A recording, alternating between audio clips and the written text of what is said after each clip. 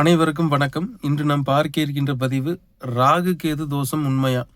பொதுவாக லக்னத்திலோ 2லோ ராகு கேதுக்கள் அமரும் பொழுது ராகு கேது தோஷமாக கூறப்படுகிறது. பொதுவாக லக்னத்திலோ 2லோ 7 8ஆம் இடத்திலோ ராகு கேதுக்கள் அமரும் பொழுது பொருளாதார நிலைமையிலும் திருமண வாழ்க்கையிலும் பல்வேறு இன்னல்களை கொடுக்கின்ற ஒரு விதமாக அசுப பலன்கள் மிகுதியாக ஏற்படுத்தி கொடுக்கும். பொதுவாக லக்னத்தில் ராகு பகவான் அமரும் பொழுது இங்கு லக்னத்தை கெடுப்பார். ஜாதகரை தவறான பாதையில் செல்ல வைப்பார். தனது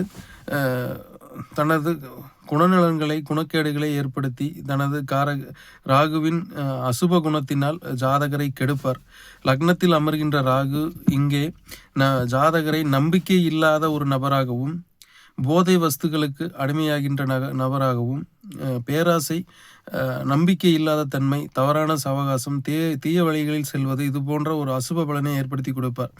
2ல் அமர்கின்ற ராகு பகவான் இங்கே குடும்பஸ்தானத்தை கெடுப்பார், படிப்பை கெடுப்பார். சில நிலைகளில் ஜாதகரை புகையிலை பழக்கத்திற்கு ஆளாக்கி விடுவார். சில நிலைகளில் ஜாதகர் கொடுக்கின்ற வாக்கை காப்பாற்ற இயலாத ஒரு பலனையும் ஏற்படுத்தி கொடுப்பார். இங்கு 2ஆம் இடமும் 7ஆம் இடமும் திருமண வாழ்க்கைக்கு மிகவும் ஒரு முக்கியமான வீடுகளாக சொல்லப்படுகிறது.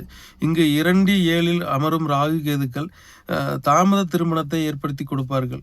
தாமத திருமணம் அல்லது பொருளாதாரத்தில் தன்னிறைவு இல்லாமல் இருப்பது, இது போன்ற தடை தாமதத்தை ஏற்படுத்தி ஜாதகருக்கு பல்வேறு இன்னல்களை ஏற்படுத்தி கொடுப்பார்கள். இந்த தோஷமானது 32 வயது வரையும் ஜாதகருக்கு ஒரு அசுப பலன்களை மிகுதியாக ஏற்படுத்தி கொடுக்கும் என்று சொல்லப்பட்டுள்ளது. ராகு கேதுக்கள் மற்ற சுபர்களின் பார்வையில் அமரும் பொழுதோ, ராகு கேதுக்கள் வீடு கொடுத்தவன் ஆட்சி உச்சம் பெறும் பொழுதோ, அல்லது ராகு கேதுகளுக்கு கேந்திரத்தில் இடைவிடாத கிரகங்கள் இருக்கும் பொழுதோ ராகு கேதுக்கள் யோகமாக மாறி யோகமான பலன்களை ஏற்படுத்தி கொடுக்கின்ற ஒரு பலனை செய்யும். பொதுவாக ராகு கேதுக்கள் சுப கிரகத்தோடு இணைவது மிகவும் அவசியம். இங்கு சுக்கிரனோடு இணைகின்ற ராகு தனது பருவ காலங்களில் 20 வயதிற்கு மேல் ராகு பகவான் திசை நடத்த தொடங்கினால் திருமணம் என்பது ராகு பகவான் தனது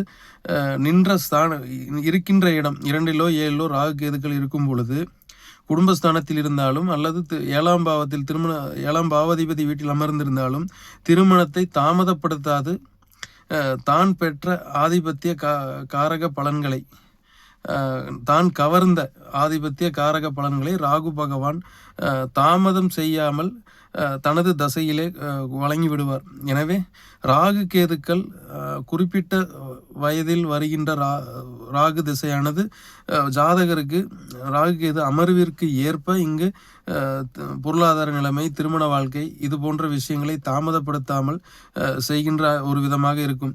இங்கு 2ஆம் அதிபதி சுபகிரகமாகி 2ஆம் அதிபதியோடு இணைவதோ, 7ஆம் அதிபதி சுபகிரகமாகி 7ஆம் அதிபதியோடு இணைவதோ ராகு தனது திசையில் நல்ல பலன்களை ஏற்படுத்தி கொடுப்பார். எனவே 2 8 2 7ல் ராகு கேதுக்கள் அமரும் பட்சத்தில் ராகு திசை இளம் வயதில் வருகின்ற ஒரு காலகட்டத்தில் நிச்சயமாக ராகு கேதுக்கள் திருமண தடையை ஏற்படுத்துவதில்லை. எனவே ராகு கேதுக்களின் இணைவு, ராகு கேதுக்களின் மற்ற கிரகங்களின் தொடர்பு, வீடு கொடுத்தவன் நிலைமை, இத்தனை விஷயங்களை நாம் தொடர்ந்து கவனிக்க வேண்டும். எனவே ராகு கேதுக்கள் பொதுவாக ஒரு ஜாதகத்தில் 2 7 8 லக்னத்தில் அமர்ந்திருந்தாலும்